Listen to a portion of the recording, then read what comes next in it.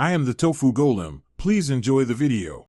You start by confirming the Sharp model and the exact universal remote model, because codes differ across series.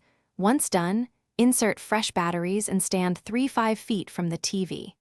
Power on the Sharp and watch how the menu responds to the front buttons, since this confirms IR reception.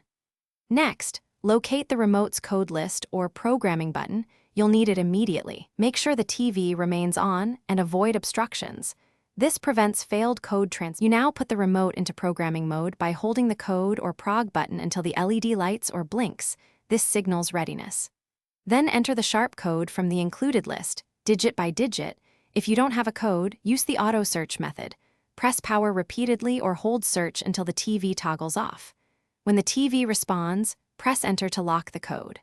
Once done, test power and volume immediately, because confirming core functions validates the pairing.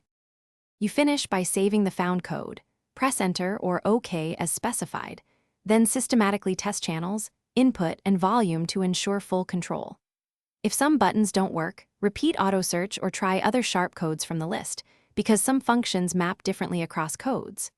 For stubborn issues, swap batteries, align the remote and TV IR sensors, and eliminate strong sunlight or fluorescent lights that can interfere with IR. One key troubleshooting tip: if nothing works, try a factory reset of the remote and start over. Thanks for watching. Consider subscribing if we helped you today.